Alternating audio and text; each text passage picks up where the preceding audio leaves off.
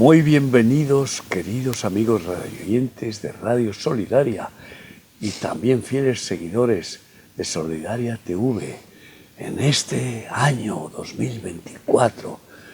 Por la gracia de Dios, seguimos con este programa que amamos porque es instrumento del Señor para bendeciros, poder transmitiros todo aquello que de gracia recibimos, lo damos de gracia, con un solo deseo de edificar, fortalecer, restaurar, de ser instrumentos de reconciliación y de crecimiento espiritual. Gracias por conectarnos, estamos contigo, es el lema de este programa, mi esposa Mari Carmen y yo, a vuestro servicio. Y hay muchas cualidades que necesitamos potenciar en este tiempo turbulento, cada vez más difícil, peligroso y corto. Entre ellas, una de las principales es crecer en la sabiduría. Es urgente en un mundo tan confuso, tan tenebroso, tan oscuro, adquirir sabiduría de Dios, de lo alto. Porque el engañador usa toda clase de tretas y los ignorantes caen en la trampa, pero si conocemos las revelaciones de Dios, las verdades eternas y nos afirmamos en ellas, entonces no conseguirá el ladrón robarnos ni hacernos daño guiarnos en sus laberintos malvados y hacernos sufrir en definitiva, ¿no? Así que lo llamamos la sabiduría indispensable y que urgentemente hemos de adquirir. Ya lo dice el libro de Proverbios, sobre todo sabiduría, adquirir sabiduría, inteligencia, y es de Dios de quien viene esta cualidad fundamental. Porque Él es el omnisciente, que lo sabe todo, ¿no?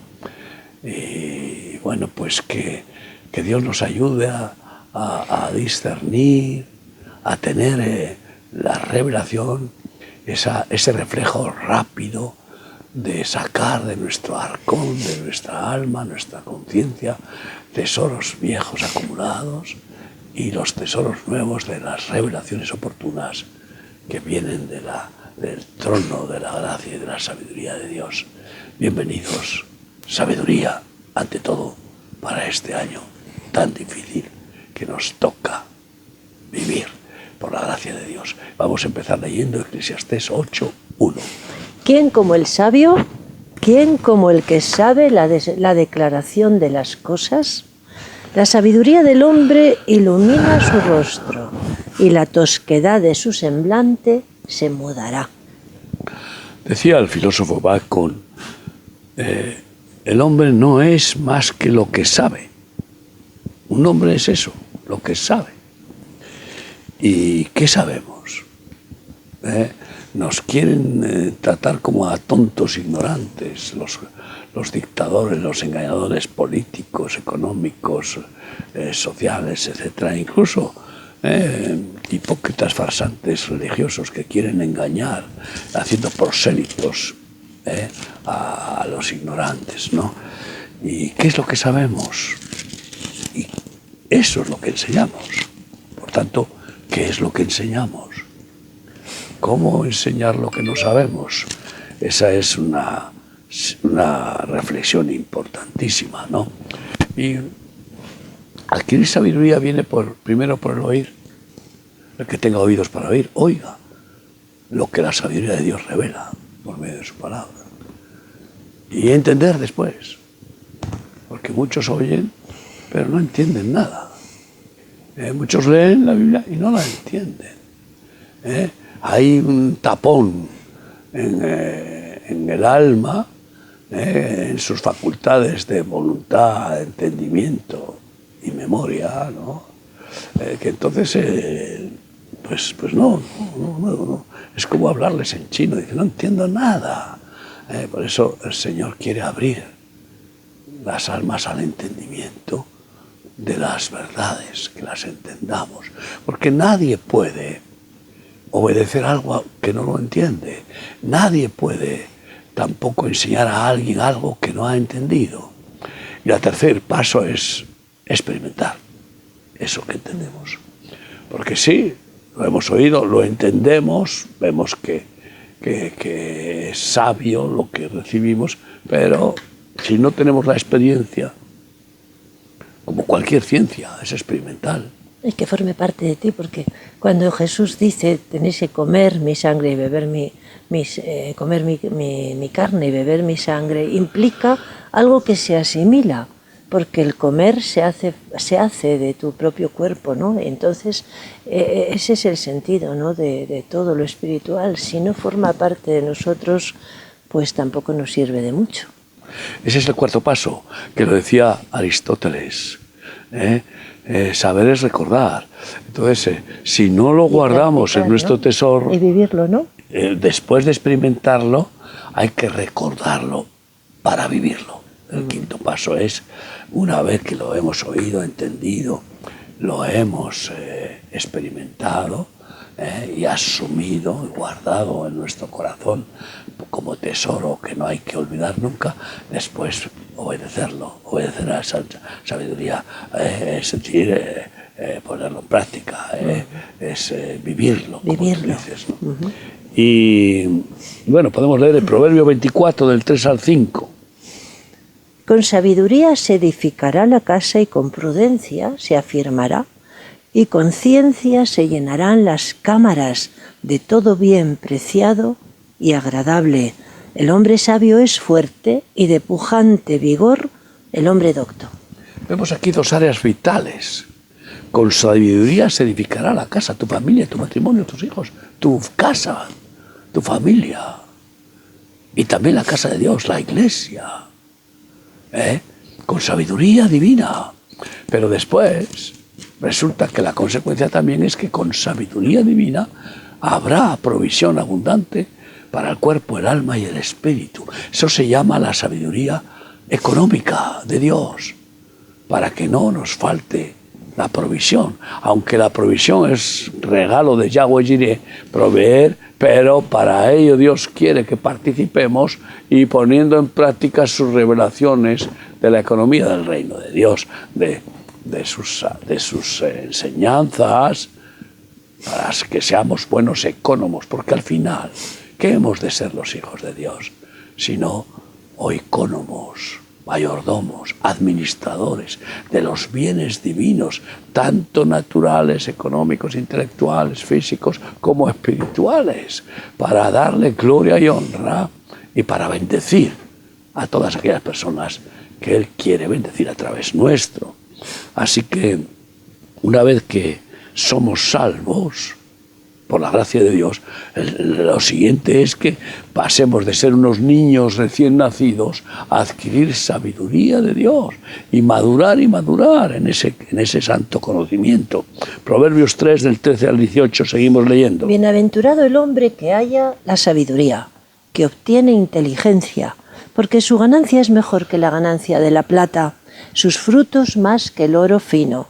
Más preciosa es que las piedras preciosas, y todo lo que puedes desear no se puede comparar a ella. Largura de días está en su mano derecha, en su izquierda riquezas y honra. Sus caminos son caminos deleitosos, todas sus veredas paz. Ella es árbol de vida a los que de ella echan mano, y bienaventurados son los que la retienen. ¡Qué bendiciones tan contundentes! Maravillosas a los que retienen la sabiduría de Dios, la absorben como esponjas y la guardan en su alma como santo divino tesoro. Por eso, bienaventurado el que tiene hambre y sed de Dios, en conocerle, en recibir, amar de su sabiduría inmensa, gloriosa, hermosa, que desde luego es sorprendente, porque nos despierta de una ignorancia fatídica, ¿no? Y así podemos seguir leyendo en Salmo 51:6, que dice: He aquí tú amas la verdad en lo íntimo y en lo secreto me has hecho comprender sabiduría. En la oración, sabiduría de la oración. Yo les pregunto, ¿es sabio orar o no? ¿O pensamos que no es necesario orar y que no hace falta orar? No, es claramente necesario. Es claramente necesario que podamos experimentar esa comunión en lo secreto, en el aposento alto, saber hablar con Dios, saber preguntarle sobre las cosas que no entendemos, que no discernimos, y en lo secreto me haces entender sabiduría, porque ahí en lo íntimo, en lo secreto, me das revelación de tus tesoros, de tus misterios, de cosas que ojo no vio, ni oído yo, y que están reservadas para tus hijos, y que los microscopios no ven, ni la ciencia acaba por entender nada de lo importante que es lo divino, ¿no? Que es lo eterno, ¿no? Y bueno, pues orar es fundamental. Yo para mí, dentro de todas las acciones que nos producen sabiduría, es la principal. Orar, en la cual en la oración está el preguntarle a Dios, pedirle a Dios que nos enseñe, reconociendo nuestra ignorancia y nuestra torpeza, nuestra incapacidad y nuestra impotencia. Pobrecitos hombres, somos poca cosa, pero el inmenso, absoluto, infinito, omnipotente, omnisciente y bueno y misericordioso nos ama, y por tanto Él nos va a sacar de esa ridiculez humana en la que el pecado nos ha postrado, ¿no? Y Satanás ahí pisotea y se deleita en masacrar a los ignorantes. Dice así Jeremías 23, 21 y 22. Perdona. Jeremías 23. 21 y 22. No envié yo a aquellos profetas, pero ellos corrían. Yo no les hablé, mas ellos profetizaban. Pero si ellos hubieran estado en mi secreto, habrían hecho oír mis palabras a mi pueblo y lo habrían hecho volver de su mal camino y de la maldad de sus obras. Esta es la necesidad que tenemos de la verdadera sabiduría profética. El diablo se levanta falsos profetas que dicen que Dios habló y Dios no dijo nada, y ellos inventan y ellos utilizan falsas profecías para adular, para cautivar, para poder sobornar, para poder hacer prosélitos o sacarles los recursos que esos capos religiosos buscan para sus lujos. Entonces, necesitamos la verdadera profecía. Qué importante en este tiempo. Y eso también es por la oración. La oración de pedirle al Señor que nos explique,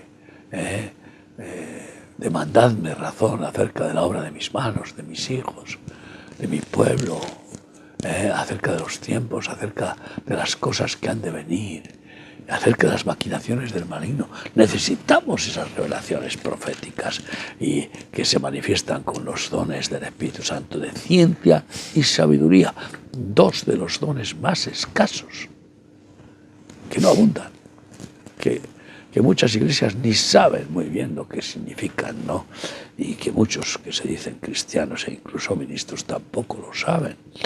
Y ahí entra también la sagacidad como sabiduría de Dios para poder enfrentarse a las serpientes astutas, y que no son sagaces, son astutas, perversas, que intentan deformar las cosas y convencer de que lo malo es bueno y que lo bueno es malo, ¿no? La sabiduría de la fe, dígame usted, ¿qué es más sabio, ser un incrédulo o tener fe? Esto es impresionante, de sencillo, así es el Evangelio, de sencillo. La fe es algo glorioso que Dios nos concede y que nos hace participar de su sabiduría para ser triunfadores, para tomar autoridad de Dios y pisar serpientes, hollar escorpiones y para avanzar triunfantes en este mundo. Proverbios 3, 5 a 8 dice así claramente: Fíate de Yahvé de todo tu corazón y no te apoyes en tu propia prudencia. Reconócelo en todos tus caminos y Él enderezará tus veredas. No seas sabio en tu propia opinión. Teme a Yahvé y apártate del mal, porque será medicina a tu cuerpo y refrigerio para tus huesos. Bueno, la sabiduría de la fe, que es la confianza en Dios. ¿En quién se puede confiar? Pues es absolutamente fiel. Cristo es el fiel perfecto. Y quiere que sus discípulos seamos fieles suyos, ¿no? Entonces es confiar en Él, es sabio. Eso es la fe, no es más que confiar en Él y en sus palabras, ¿no? Y el orgulloso, engañado por el ególatra, que fabrica egos enormes en los seres humanos, pues el orgulloso que no se fía de nadie, yo solo me fío de mí mismo, dice. Qué insensato es el tal, como acabamos de leer, ¿no? No seas sabio en tu propia opinión, porque tú eres tu peor enemigo. Y ahí le das oportunidad en esa manera de soberbia para que el diablo te pisotee y te destroce. Y no seas sabio en tu propia opinión. Y entonces respeta, honra a Dios. ¿Y el principio de la sabiduría cuál es? Es el temor a Dios, el respeto a Dios, ¿no? Ahí está. ¿Quieres realmente mostrar una confianza en Dios? Pues oye, ¿qué sentido tiene decir que es verdad lo que dice Dios y luego no honrarle con la obediencia? El temor de Dios, el respeto a Dios, es el principio de la sabiduría, es fundamental. Pero aquel que pretende decir que buena es la palabra de Dios y que dice Señor, Señor con sus labios, pero su corazón está lejos de Dios, pues es un hipócrita, no le respeta y por lo tanto no le honra, no le obedece y bueno, pues en esa insensatez supina de no ser consecuente con las palabras que resultan de una fe religiosa, humanista o sentimental, pero que no mueve ninguna montaña, pues esas personas caen en desgracia por su incredulidad, porque no tienen verdadera emuná, verdadera fe divina que, bueno, pues da victoria de Cristo en todas las áreas. Y así leemos Proverbios Romanos 8:28. Sabemos que a los que aman a Dios todas las cosas les ayudan a bien. Esto es, a los que conforme a su propósito son llamados. Ese es el temor de Dios, en realidad no es miedo a Dios, es amor a Dios, es respeto profundo.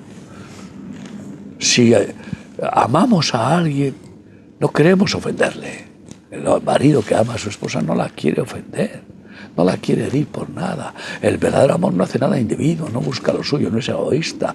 Entonces, si amamos a Dios, entonces queremos respetarle, obedecerle, honrarle, porque además su voluntad es perfecta, es lo bueno, lo mejor, lo indispensable para nuestro bien. Y ese es el plan de la sabiduría. El amor es la perfecta sabiduría.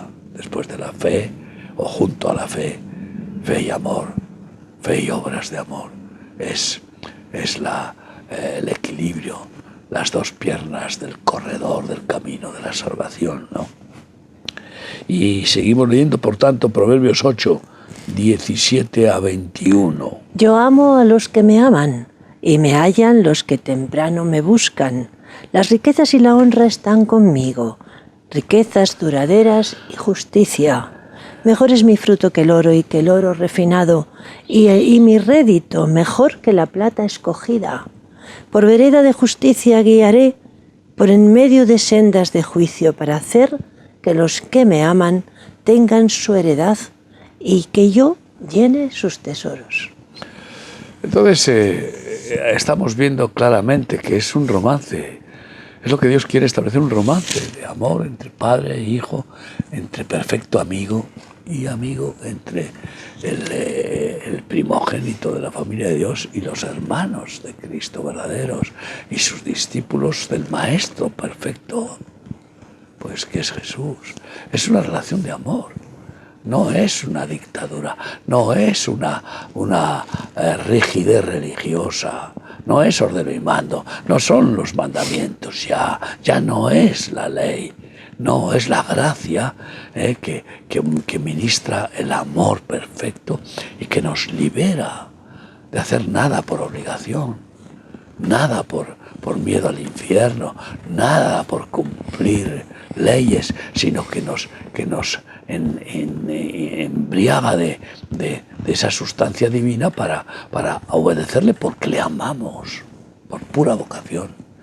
Porque ya no tenemos ningún otro deseo en nuestro ser interior, en nuestra alma, que agradarle a Él, al que amamos. Amén. Al que queremos amarle con todo el alma, toda la mente, con todo el corazón, con todas las fuerzas, que es el mandamiento que cumple todas las leyes y que con eso ya es más que suficiente. Y luego amar al prójimo como a nosotros mismos. Por eso habla de justicia. ¿Cómo amaremos a nuestro prójimo si no amamos a Dios? ¿Cómo amará a su madre un ser humano si no ama a Dios? Tendrá sentimientos carnales, consanguíneos, sí, tendrá ahí una ligazón humanista, pero no conoce lo que es el verdadero amor, que es divino. Dios es amor, y el que no ama con el amor de Dios no sabe amar, no sabe amar, no conoce lo que es el amor, porque Dios es amor. Y por tanto ama carnalmente, sentimentalmente, egoístamente, parcialmente a sus seres queridos. Pero qué diferencia tan grande de amar con el amor que Él nos da para darlo. Ay, esa es la sabiduría santa, ¿no? Y eso también nos lleva pues a ser a ser amorosos con nuestros semejantes, porque no podemos evitarlo. Estamos preñados, embarazados del amor de Dios hasta reventar, y tiene que salir y salir y salir. Eso no se puede retener. Es una catarata en aquellos que estamos llenos del Espíritu Santo, que no hay quien la contenga, ni queremos que se contenga. Tiene que brotar y brotar por nuestra boca, nuestras manos, todo nuestro ser, para bendecir a los demás. La sabiduría de la humildad, por supuesto. Algunos no hacen más que decir: yo estoy orgulloso de lo que he hecho. Es increíble. He oído hace poco a un rabino en televisión decir que estaba orgulloso de ser judío. Perdóneme usted, no sabe lo que dice, y encima rabino. La palabra orgullo no se debe mencionar jamás. No podemos estar orgullosos de nada, porque somos pecadores torpes, y menos de ser de una raza, lo cual discrimina a todas las demás. Eso es algo terrible, ¿eh? Y es una palabra que se repite y se repite, incluso en ministros, que se creen ministros de Dios. Es como un hábito, Miguel. Es como un hábito, es una forma de expresar, pues eso, la satisfacción sobre algo, que puede ser muy equivocada, efectivamente, pero ya no es equivocada, solo la palabra ya. Es como cuando decimos Feliz Navidad, pues no hay manera de quitar Feliz Navidad. No dices feliz tú en Navidad, pero... Feliz año, pero ¿cómo puede ser feliz el año si se va a llenar de desgraciados? Sí. El año. Son las personas las que podemos ser felices o desgraciadas. Tenemos grabadas ciertas cosas en el cerebro, ¿no? Y salen. Son tópicos que ahí ha metido con clavo ardiente el diablo, para que no salgamos de ahí y digamos las tonterías sin sentido común. Sí. Porque es contra la inteligencia, ¿no? Entonces, pero orgullosos ¿de quién? ¿De qué puede estar el hombre orgulloso? Puede estar satisfecho, puede estar contento, puede estar a gusto, incluso puede llegar a decir que está feliz, y lo decimos. Y que eso parece una exageración, parece casi ya, como decir, este es un iluso. No, porque eso es lo que el Señor nos da, el contentamiento, nos llena de gozo, de alegría, estoy agradecido, satisfecho con Dios y con mis hermanos, con mi familia y con el ministerio que Dios me ha dado, pero orgulloso. Venga, por favor, yo te ruego que quites de tu vocabulario la palabra orgullo, odia esa palabra. Y en cambio, que vayamos aprendiendo la perfecta sabiduría de aquel que, siendo maestro omnisciente, solo una vez dijo: aprended de mí. ¿Para decir qué? Que soy manso y humilde de corazón, y hallaréis descanso para vuestras almas. Proverbios 11, 2, dice así. Cuando viene la soberbia, viene también la deshonra, mas con los humildes está la sabiduría. Con los humildes, el problema de los insensatos soberbios es que no ven nada, están completamente obcecados.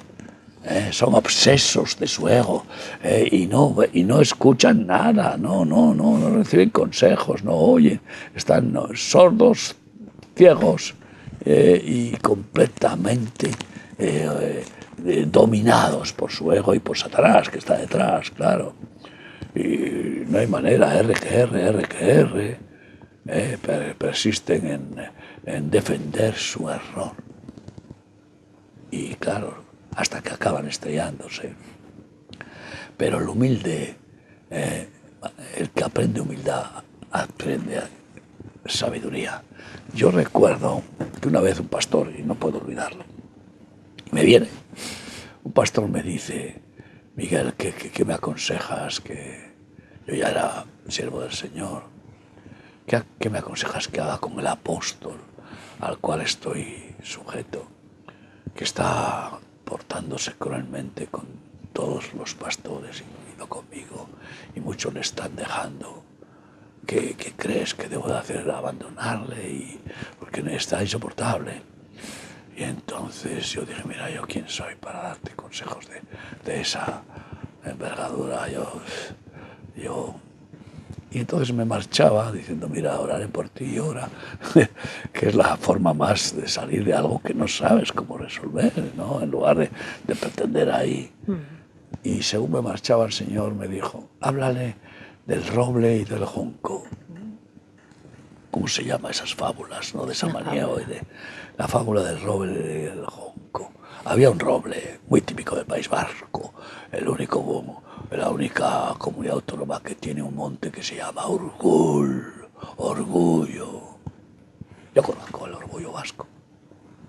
25 años hemos vivido allí. Eso es terrorífico. Y entonces había un roble que, cuando vino un vendaval tremendo, dijo: a mí no me mueve nadie, yo no me moveré. Y el vendaval lo arrancó de cuajo. Y había un junco que, cuando vino el vendaval, se inclinó y dijo: pasa. Y pasó el vendaval. Y el junco volvió a ponerse de pie. ¿Qué crees que debes de hacer? ¿Tú quién eres para juzgar a una autoridad en la cual tú has estado voluntariamente? Eres mejor. Humíllate y deja en manos de Dios que decida hacer lo que tenga que hacer, incluso con sus ungidos, porque al ungido que cae en soberbia, pues le viene pronto la caída. Déjalo en manos de Dios. No quieras ejercer tú de juez y no caigas en rebeldía, ¿no? Y bueno, pues parece ser que escuchó la enseñanza y no se rebeló, hasta que, bueno, Dios actuó como Él quiso actuar. Por tanto, la sabiduría de la humildad es fundamental, y eso es lo que nos lleva a estas virtudes que nos dan la gracia, nos acercan a la gracia de Dios para recibir esa suprema bendición de su sabiduría, pues se completan con la obediencia. El soberbio no obedece nunca. Ordena y manda y dirige dictatorialmente y con crueldad, pero no obedece a nadie. Y el incrédulo que uno se obedece a sí mismo creyendo que él es el único que puede dirigir el timón de su vida, el que no tiene fe. ¿Y para qué vamos a hablar? ¿Cómo va a obedecer el que no tiene amor a Dios? Pues no puede obedecer. Pero teniendo estas cualidades, después recibimos la gracia divina para obedecer, sin la cual no podemos obedecer. Porque lo que Dios quiere, su voluntad, es tan sobrenatural que es imposible lograrla, cumplirla sin la gracia de Dios. Nadie, por mucho que intente, puede ser obediente a ese deseo sobrenatural. ¿Cómo obedecer a Dios que dice amarle con todo el corazón, toda el alma, toda la mente y todas las fuerzas? Es decir, totalmente, 100%, y luego al prójimo como uno mismo. Es imposible. Pero cuando el alumno aprende estas virtudes divinas, entonces Dios le da la gracia para poner él el querer como el hacer, hacernos ser que seamos obedientes, hacer el milagro de que obedezcamos cuando nos era imposible hacerlo. Y por eso la obediencia es absoluta sabiduría. Santiago 1, 21 y 22 dice así la palabra de Dios. Por lo cual, desechando toda inmundicia y abundancia de malicia, recibid con mansedumbre la palabra implantada, la cual puede salvar vuestras almas, pero ser hacedores de la palabra y no solamente oidores, engañándoos a vosotros mismos. ¿Qué es ser hacedor de la palabra? Es obedecerla, hacerla. Como tú bien has dicho antes, vivirla. No ser un hipócrita.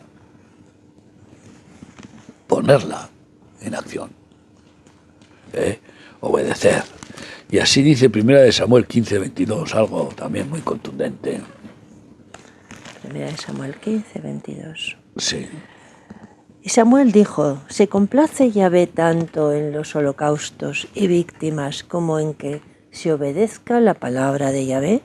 Ciertamente el obedecer es mejor que los sacrificios y el prestar atención que la grosura de los carneros. Es lo que más agrada a Dios y lo que más le agrada a cualquier padre de este terrenal, que le obedezca, le obedezcan sus hijos, y también a cualquier marido, que su mujer no le deshonre, que le respete y que le obedezca, porque es el pastor de la familia, siempre y cuando que no sea un cafre, ¿no? Que dirija el rebaño familiar con la sabiduría de Dios. Esto es así. Y bueno, pues queremos agradarle en este año y el resto de la vida. Será una bendición tremenda, porque el que le agrada, vamos, Dios se derrama en bendiciones y así produce la sabiduría familiar. El que no recibe esta sabiduría con Dios no puede después ser buen esposo, ni buen padre, ni buen hermano, ni buen hijo, ni mucho menos buen siervo de Dios. Y así leemos Proverbios 31 del 1 al 7, palabra de Dios. Palabras del rey Lemuel, la profecía con que le enseñó su madre. ¿Qué hijo mío y qué hijo de mi vientre? ¿Qué hijo de mis deseos? No des a las mujeres tu fuerza, ni tus caminos a lo que destruye a los reyes. No es de los reyes, oh Lemuel, no es de los reyes beber vino, ni de los príncipes la sidra, no sea que bebiendo olviden la ley y perviertan el derecho de todos los afligidos. Dad la sidra al desfallecido y el vino a los de amargado ánimo. Beban y olvídense de su necesidad y de su miseria no se acuerden más. Este pasaje que para mi esposa y para mí es un fundamento principal del ministerio Esther, ¿no? De mujeres sensatas y sabias, ¿no? Entonces, para que quede claro que no es un consejo machista, lo da una mujer que es reina y madre y se lo da a su hijo. Hijo mío, no des a las mujeres tu fuerza. Yo les aconsejo a ustedes que busquen el libro que Dios me ha concedido de Jezabel, en un mundo, un libro profético de lo que es el empoderamiento de la mujer hasta niveles insospechados. Es que dicen España es feminista y queremos que toda Europa sea feminista. Entonces los hombres europeos que se vayan pues eso, yo que sé, al gueto, a sumisión total ante la mujer dominante amazonas, ¿no? Esto es una vergüenza y hay una filibusterada satánica que utiliza a la Jezabel histórica, a la Semiramis, mujer de Nimrod, su sacerdotisa, que se proclamó diosa desde el principio, al principio de la humanidad, y que de ella nacieron todas las abominaciones religiosas de la tierra, y que ahora esa mujer que durante siglos, es cierto, fue maltratada por un machismo repugnante, cruel y vamos, diabólico, pues ahora resulta que el diablo ha conseguido darle la vuelta al péndulo y ahora resulta que se permite que haya pues esos 70.000 denuncias de mujeres maltratadas en España el año pasado, no sé cuántas, no quiero equivocarme, pero muchísimas, de las cuales una gran mayoría son falsas. Y que pretenden además que todo hombre por ser varón es violento con la mujer y toda mujer por ser mujer es mártir del varón, es víctima y es inocente siempre. Entonces esto es una aberración tan grande, ¿y dónde están los hombres? Ustedes imagínense que contra un feminismo brutal y repugnante, que lo que hace es masacrar la feminidad de la mujer para convertirla en una violenta de puño alto, ahora tuviera una réplica de un movimiento de hombres que proclamen el machismo. ¿Qué pasaría? Sería un escándalo tremendo, feminismo, machismo. Y que proclamen el machismo sin que eso implique ser violentos, porque en cambio en el feminismo hay violencia y violencia creciente y creciente. Y sí que hay que reprobar todos esos crímenes machistas, claro. Pero, ¿qué está pasando con los crímenes feministas? No se habla de ellos y van creciendo y creciendo cada año. Por lo tanto, el aborto ya es un crimen feminista. Ya es un crimen feminista, 100.000 asesinatos de bebés antes de que les dieran oportunidad. Eso es fruto del feminismo. Eso es un fruto del feminismo. Fruto del feminismo diabólico. Sí. Encima en su propio vientre. ¿Qué puedes esperar de una feminista que mata a su bebé en su vientre? Que como dijo la Teresa de Calcuta, si una mujer puede matar a su bebé en su vientre, ¿qué tiene que yo te mate a ti? Eso fue terrible. Y entonces, pero está bien claro, ni machismo ni feminismo. Por favor, somos diferentes. Y esa igualdad recalcitrante de que la mujer tiene que ser igual que el hombre, pues menuda tragedia, porque ningún hombre se casaría con una mujer que es igual a él. En esa diferencia, que no significa que alguien sea más que el otro, pero hay diferencia. En esa diferencia viene lo que es la complementación, y el plan de Dios de unir al hombre con la mujer y formar familia. Pero todo esto es el plan diabólico para eliminar la familia. Así que, querido hombre de familia, como rey de tu casa, una madre reina histórica escribe, leemos lo que se ha escrito sobre lo que dijo a su hijo rey: no des a las mujeres tu fuerza, no cedas tu autoridad a la mujer, no dejes que se monte encima de tus hombros y que te cabalgue diciéndote arre pollino, arre, arre, porque así hay muchos que dicen en mi casa mando yo mientras no está mi mujer. ¿Pero qué es esto? Entonces, ¿quieres sabiduría familiar? Varón, con mucha mansedumbre, humildad, sabiduría de Dios y sobre todo mucho amor. Pero sé firme y no dejes que te roben la autoridad tu cónyuge, porque una vez que la pierdes, te la dio el Omnipotente, porque toda autoridad viene dada de lo alto. Contristarás a Dios y cometerás el mismo error que cometió Adán al escoger primero a Eva antes que a Dios. No, mantén la firmeza de la fe en la voluntad de Dios y mantén en tu matrimonio y en tu casa esa palabra firme. Así dice el Señor. Esto es lo que Dios quiere para nuestro matrimonio y nuestra familia, y eso es lo que vamos a hacer. Y no puedes ir en contra, porque yo quiero sobre todo obedecer a Dios, no a ti. No te voy a obedecer, mujer. No. No, voy a aceptar consejos tuyos si son sabios. Si van contra Dios, lo siento, cariño, no. Y esta es una enseñanza de sabiduría familiar.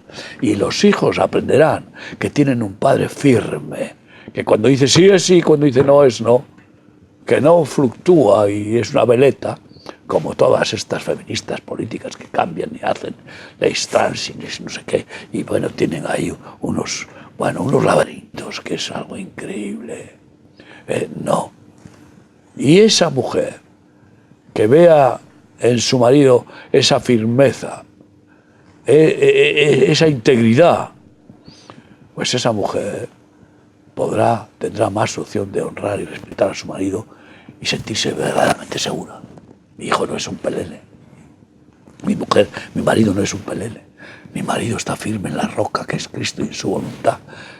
Y acabará honrándole y respetándole y obedeciéndole como instrumento de Dios y pastor de la familia. Y los hijos se formarán sobre la roca, en esa firmeza de la sabiduría familiar. Mateo 11:19 dice así: Vino el Hijo del Hombre que come y bebe, y dicen: he aquí un hombre comilón y bebedor de vino, amigo de publicanos y de pecadores, pero la sabiduría es justificada por sus hijos. Ahí quieres saber que la sabiduría de un hombre, mira a ver a sus hijos.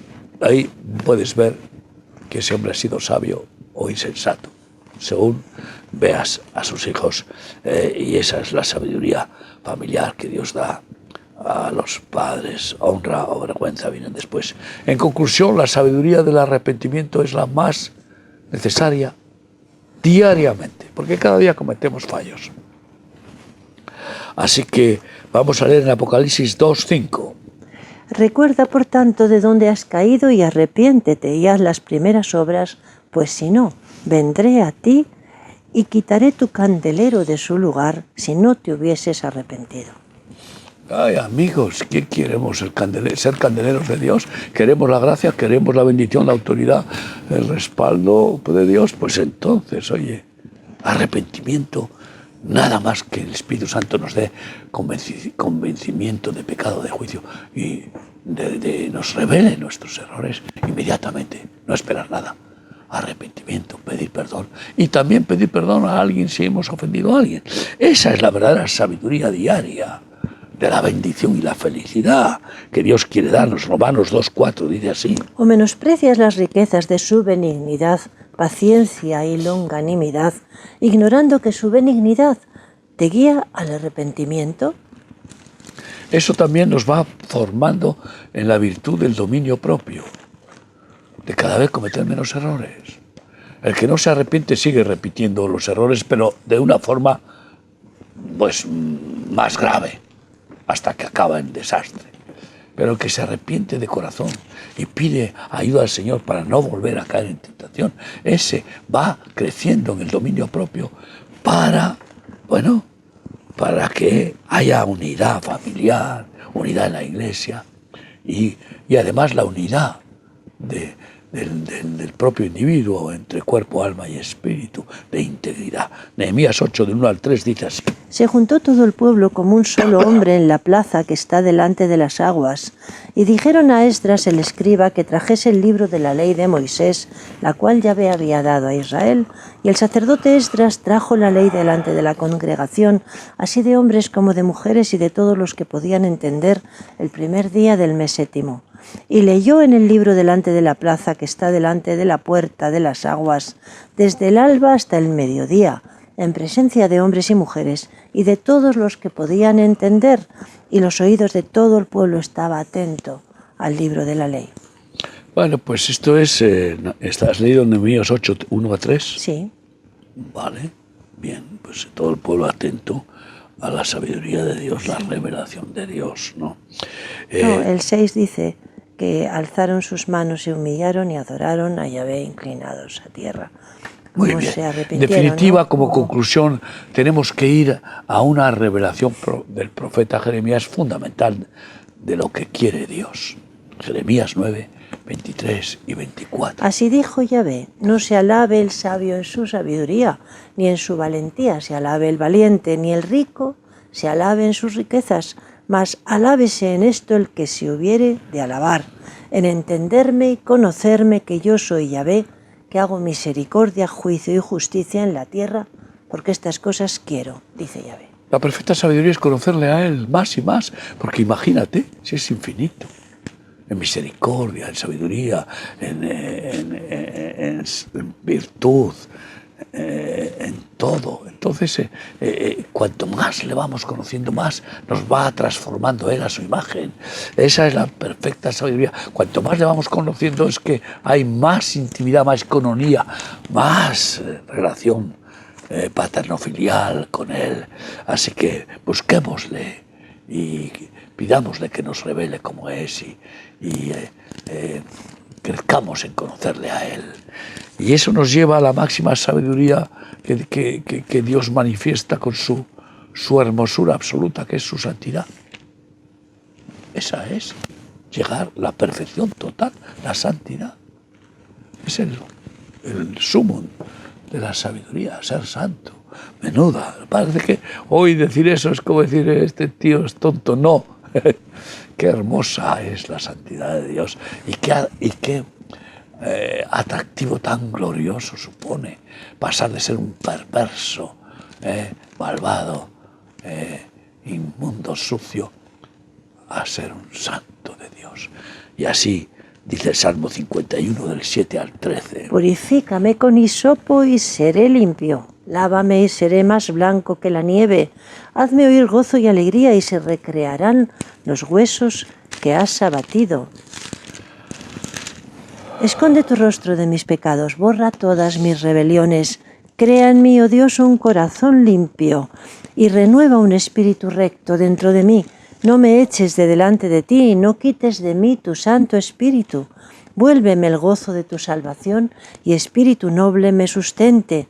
Entonces enseñaré a los transgresores tus caminos y los pecadores se convertirán a ti. Ahí, hasta ahí.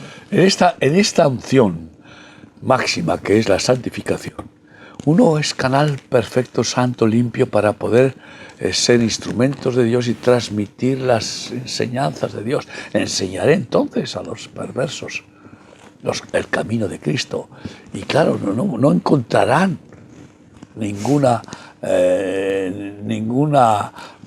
dificultad, no encontrarán ningún reproche al que enseña. Verán que es irreprensible porque la santidad de Dios fluye a través de él. Y entonces no tendrá más remedio que decir, pero bueno, ¿qué le puedo yo reprochar a este hombre? Si lo que dice lo hace, pero vamos con creces, ¿no?